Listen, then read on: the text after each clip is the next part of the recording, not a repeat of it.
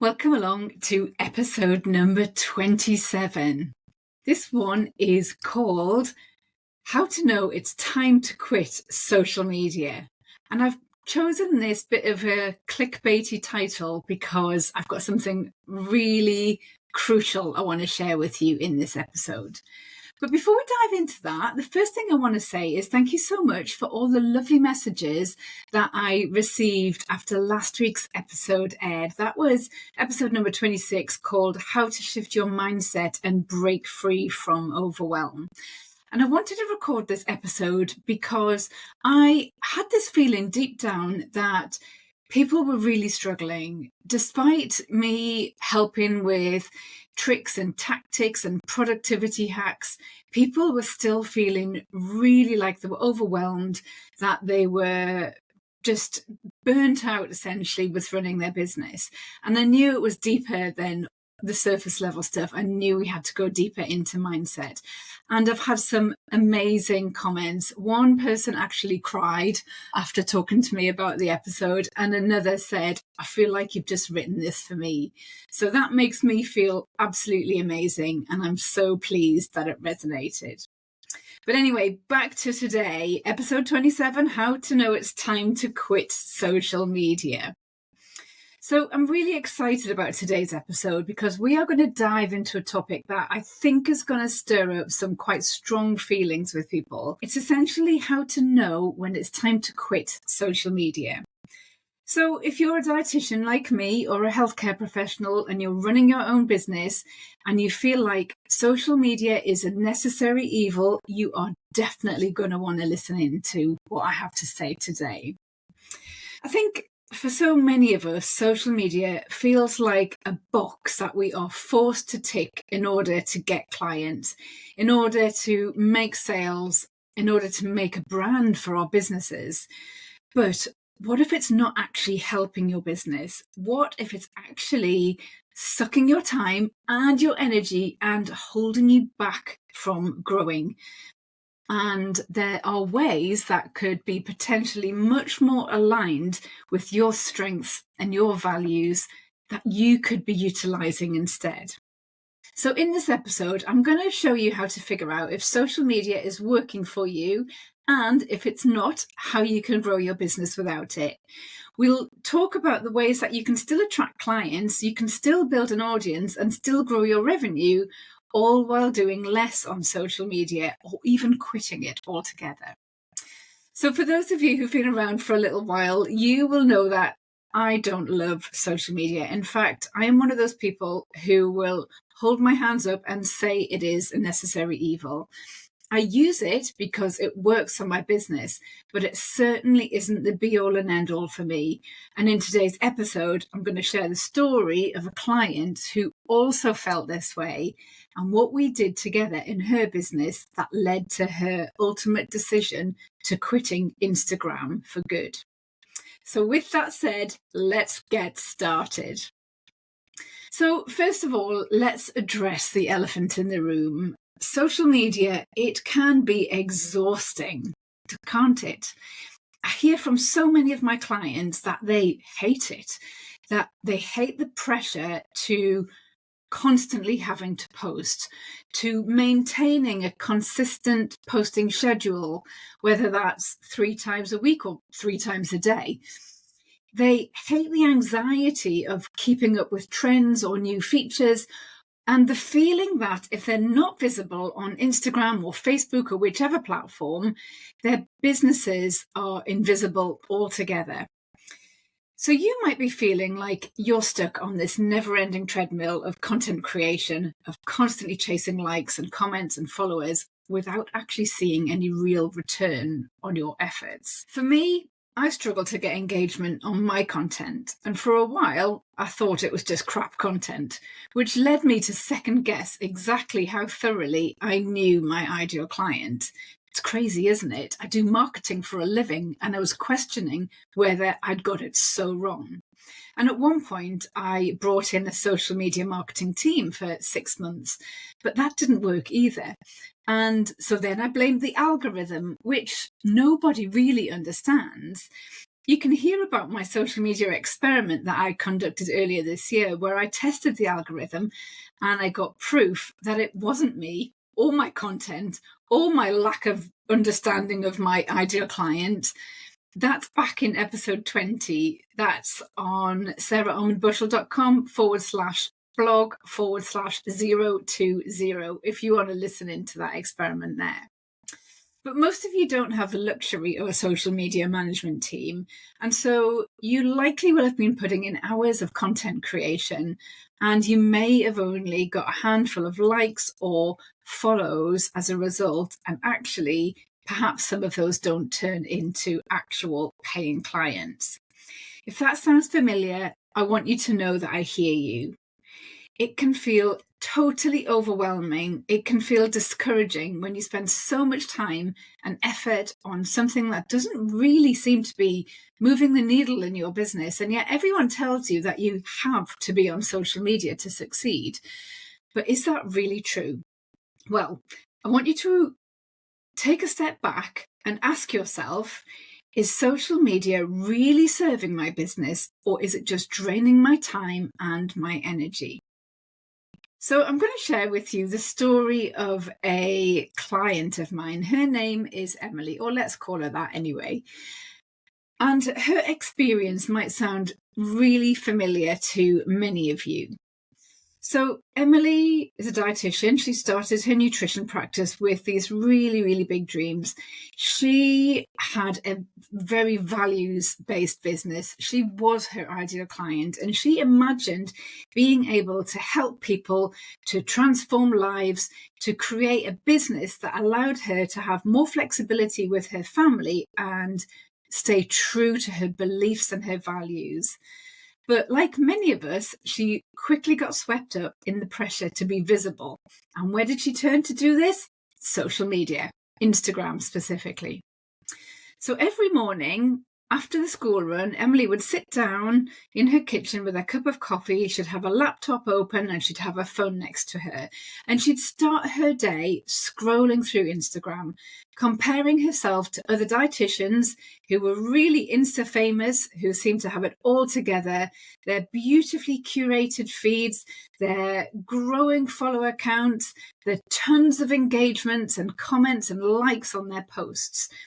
And she'd spend hours afterwards thinking of the perfect post that she could create, picking the right image, writing the perfect caption.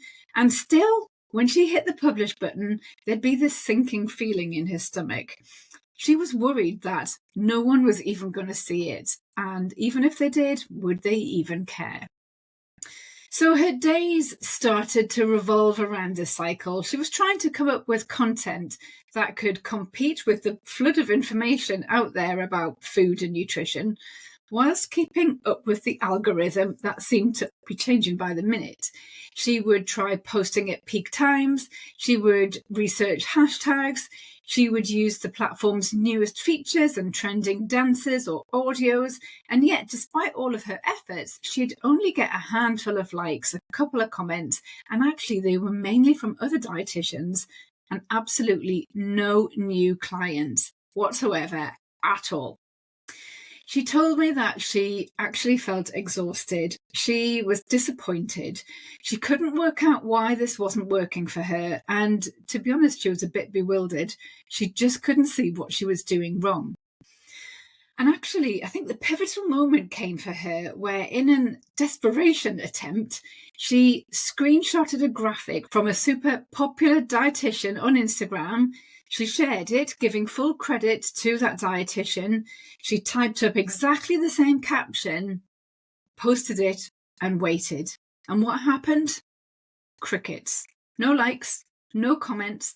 Even the dietitian she'd copied and tagged into this post didn't acknowledge her post. And what was worse was, in the back of her mind, she knew she was being a slave to social media, and it wasn't how she'd pictured running her business. She didn't leave her stable NHS job to spend her time glued to her phone and stressing about her follower count. She wanted to build real, lasting relationships with clients, not chase the next like or the next share. But everywhere she looked, People told her that social media was the way to grow, so she felt trapped.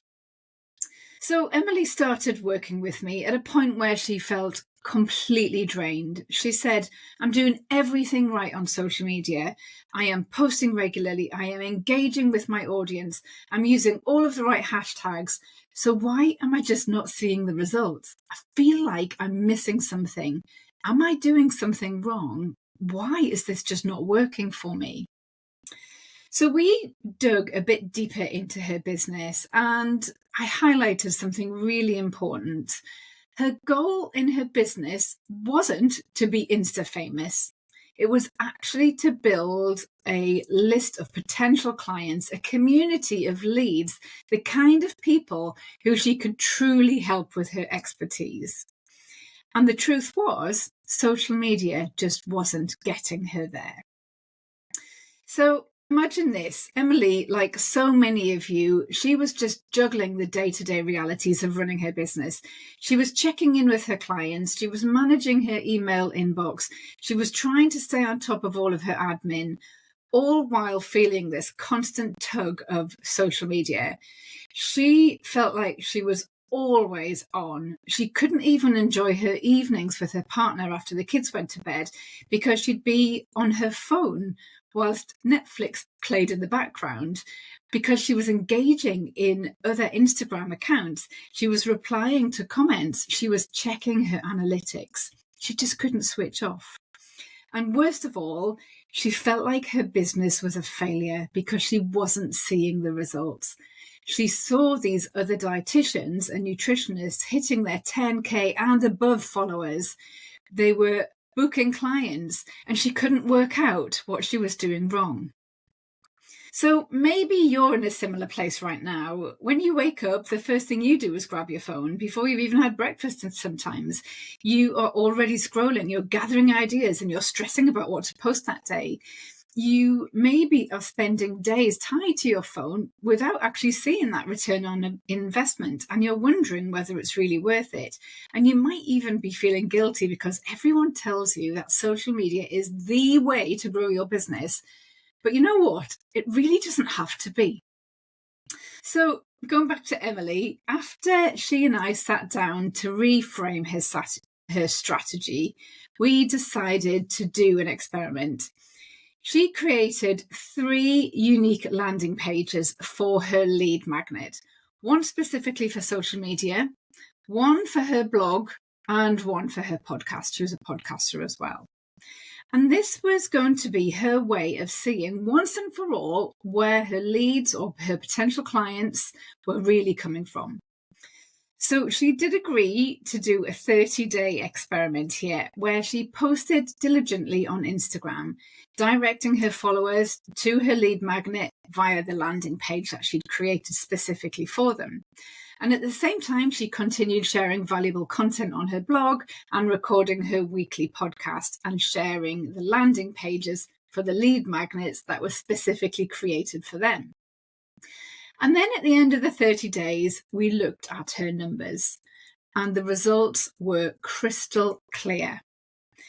The lead magnet landing pages, the one that was connected to her blog and the one that was connected to her podcast, were generating far more conversions than the one that was connected to her social media.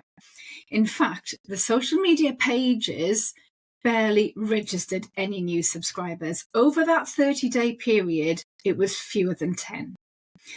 So this made Emily realize that her true audience, the people who valued her work, who were engaged with her contact, who were considering asking for her help, weren't actually on social media.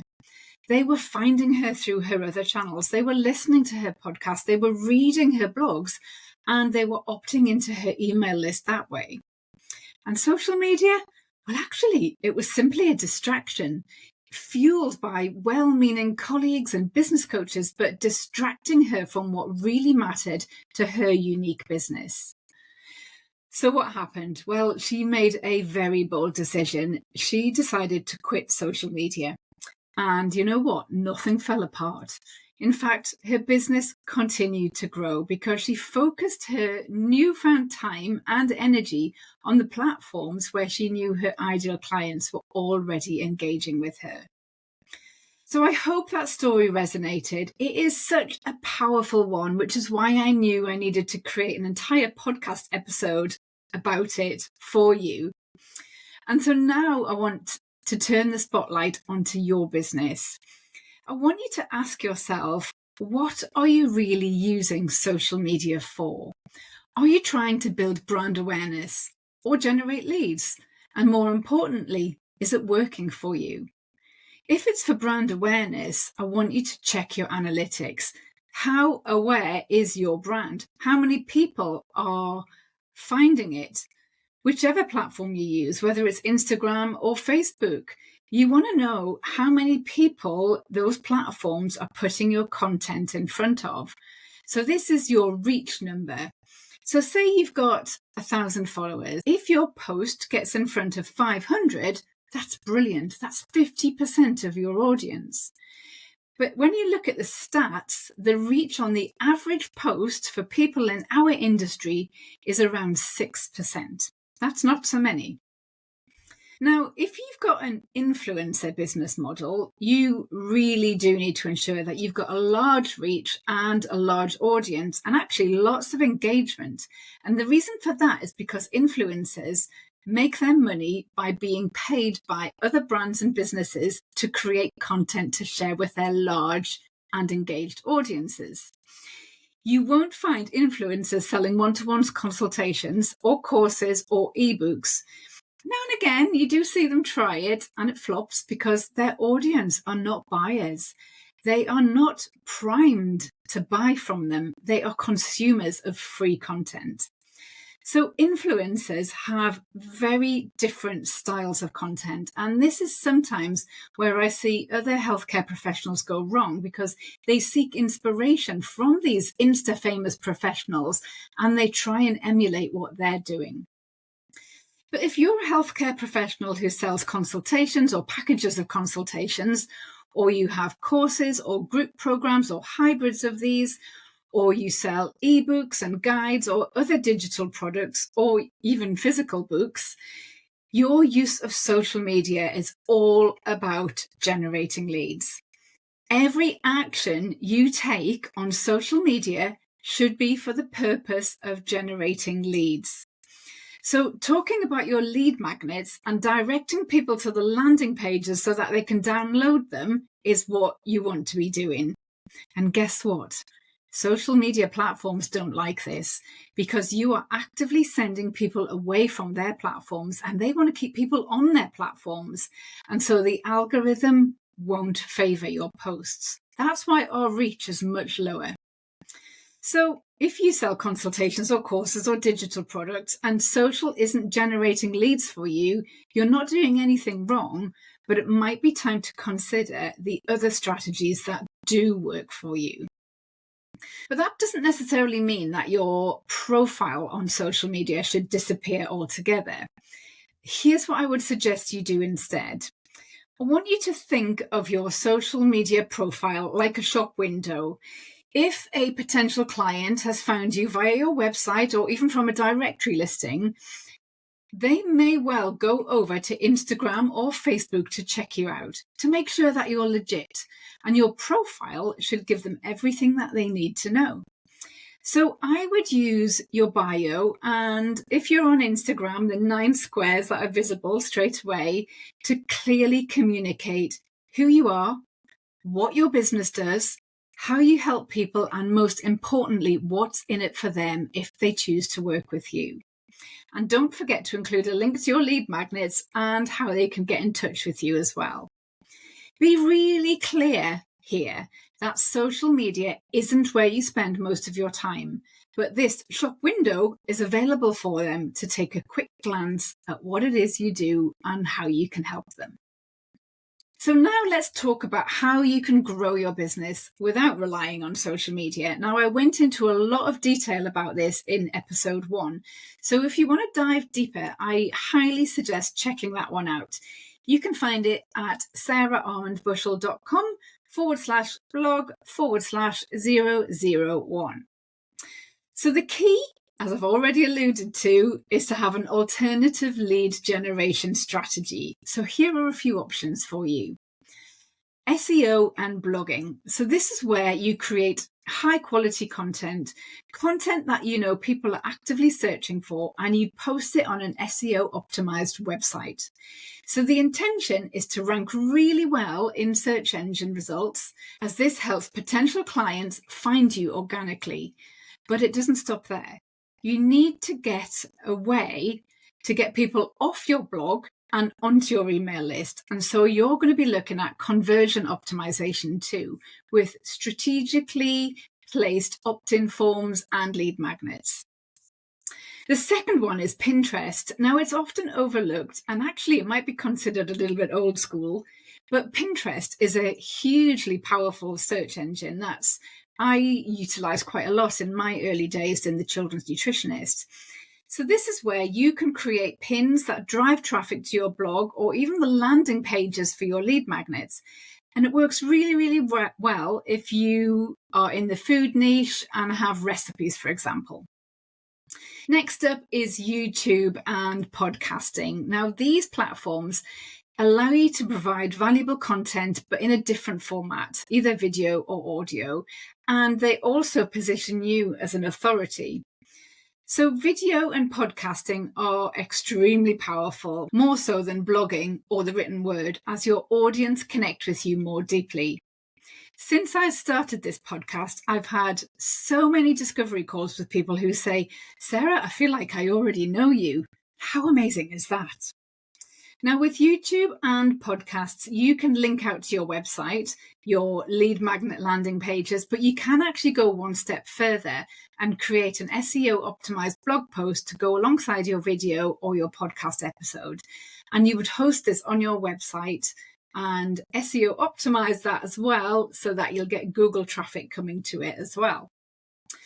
And then last but not least is guest speaking and expert appearances. So this is where you pitch yourself to be a guest on other people's podcasts, or volunteer to be an expert speaker in their programs or their events, or even responding to journalist requests, taking full advantage of press and PR. This is a fantastic way to grow your visibility in front of audiences and establish your credibility. Now, all of these strategies can be optimized to convert visitors into email subscribers, which I'm sure you know by now are your most valuable asset in your business. So now you might be thinking, but don't I have to be on social media? Won't my clients wonder why I'm not there? Well, here's the thing. You're the boss. You likely started this business to have more freedom and to design a life and business that suits you. So if you don't love social media and it's not bringing in the leads, do not do it. There is no one-size-fits-all approach to business. I am super skeptical of those business coaches who tell you their way to grow a business, because what worked for them might not work for you, even if you are in the same niche. There are literally hundreds of ways to build a business and tons of strategies you can use. You get to choose the strategy that works best for you, that you enjoy, that aligns with your values as a human. You don't have to do it somebody else's way. It's all about designing the right strategy for you. So let's wrap up what we've covered today. We've talked about the emotional and practical toll that underperforming social media accounts can take on your business, and how it can feel exhausting, draining, and often totally unrewarding. I shared with you Emily's journey, which might have felt familiar to you, and how we worked together to discover that her ideal clients were finding her through other channels, not social media. She made the brave decision to quit Instagram, and guess what? Her business thrived without it. What I didn't say was she found that it actually freed up so much more time and headspace in her working week as a result of not being on social. We explored alternative lead generation strategies that can help you grow your business without having to rely on social media. like SEO, blogging, Pinterest, YouTube, podcasting, and guest expert appearances. These strategies allow you to reach your audience in a way that might feel more aligned with your values and your strengths. And it gives you the space to focus on what truly matters when you're a clinician, helping people. But the key takeaway is this: you are the boss of your business and your life. If social media is draining your energy and you are not generating many leads from it, it's totally okay to step back or even quit. Your business doesn't have to follow the same path as everyone else's. You get to create the strategy that works for you. There's no one single right way. So my action step for you today is a simple one. Here's what I want you to do next. Just take 10 minutes today and have a look at your social media. Ask yourself, is this really working for me? Is it bringing in leads? And if not, consider stepping back. And hopefully you should already be creating regular weekly or fortnightly content. So if you are, I encourage you to just choose one, whether it's SEO and blogging or video or podcasting or guest appearances. Just choose one and go all in on it. Learn everything there is to know about it and optimize it as much as you can. Focus your energy there, and that is when your business will see growth. Remember, you don't have to do it all, and you certainly don't have to rely on social media to have a successful business. The right strategy is the one that feels good for you and actually works for you and your business. So thank you so much for tuning in today. If you found this episode helpful, I'd love it if you could share it with a fellow healthcare professional who might also be feeling overwhelmed by social media too. And don't forget to subscribe so you don't miss out on our next episode, where we are going to be talking all about money, how much you need to grow a business, and why for some it's not the be all and end all, but why I love it so much. So that's it for another week. I would love to know what you would love me to talk about next. Do you want more guests? Do you want more behind the scenes of how my business runs? Do you want more marketing strategy, more about what it takes inside and out to be a successful business owner? What's the one thing you need help with the most right now as it relates to building your business? Let me know via email on sarah@childrensnutrition.co.uk and leave the word podcast in the subject line. Bye for now.